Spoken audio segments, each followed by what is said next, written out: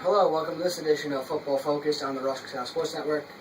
In this video, we'll be doing a division preview of the NFC South. Jason, the Atlanta Falcons won this division last year. Do you think they will repeat? Yes, I do think they will repeat. I don't think there's anyone in this team that could win the division again. They have a top 5 quarterback in Matt Ryan, who I believe a lot of people underrate.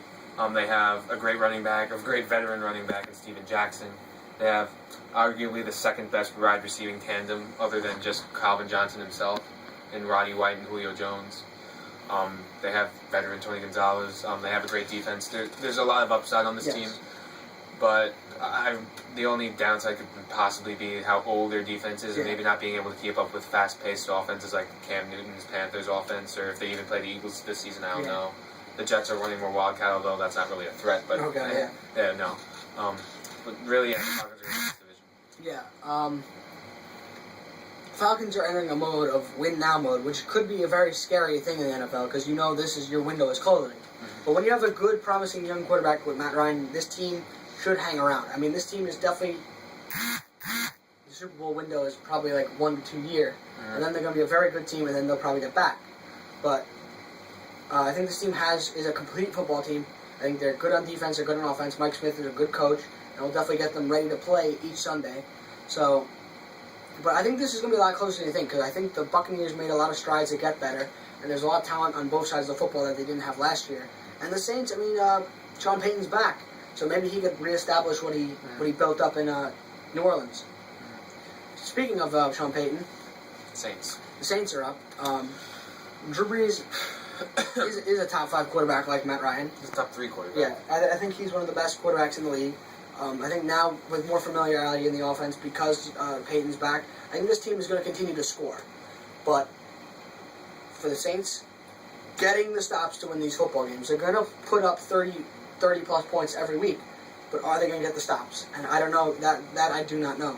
The year that they were the Super Bowl team, they got the stops on the defensive end. Now, I have no idea if they're going to be able to come up with those stops, especially in games that are going to be shootout. They'll definitely win 8, 9, 10 games. They could win the division, possibly, if they really kick it up. But I don't know quite yet. That's a question to be answered.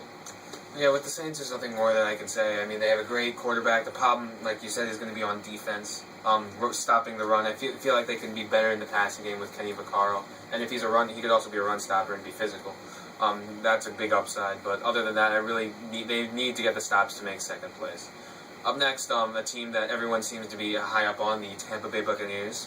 I think that they're going to be a very competitive team. Yes. And they're going to be very competitive with the New Orleans Saints, especially with everyone they have added, Darrelle Revis in that trade. They have a lot of good upside with Doug Martin. The secondary is great.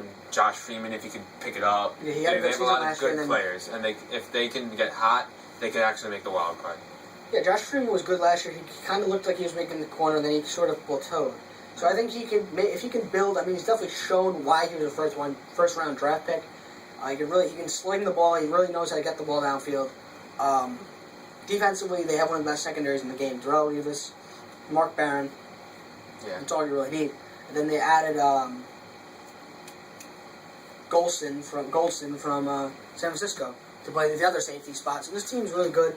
I think their physicality on defense will be great. I think Schiano is definitely building up something that could create continuous success in the future.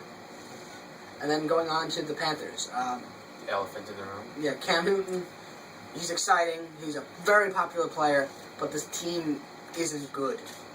It's going to take a while. I think Ron Rivera is kind of stuck in the middle because he's hoping Cam can carry him.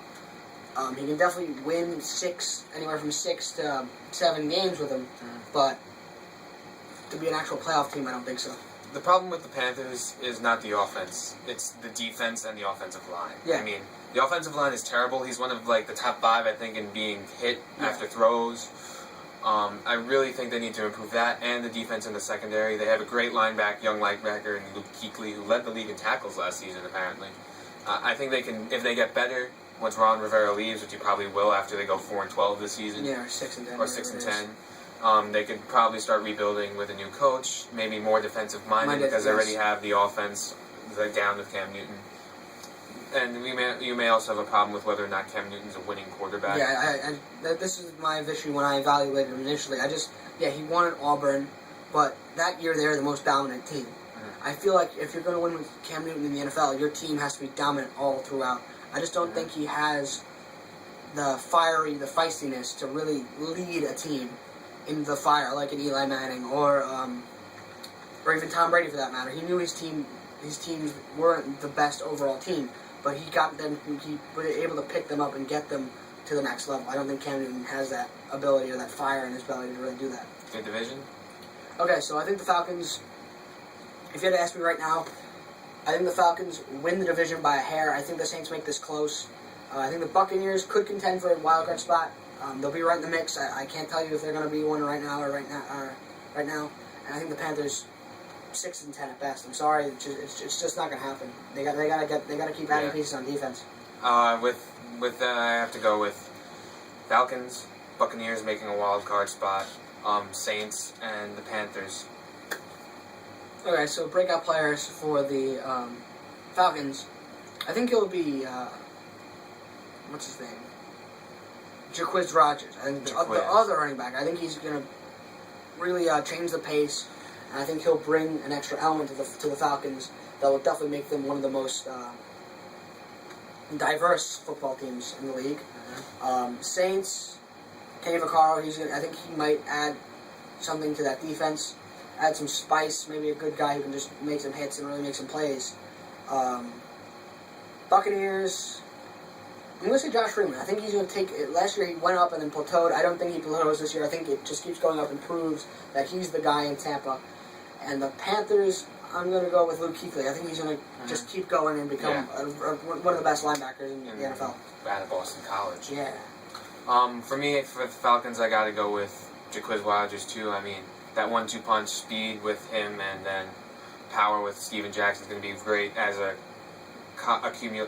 accompanied by the passing game. For the Saints, got to go with Kenny Vaccaro. Going to be a great safety in my opinion.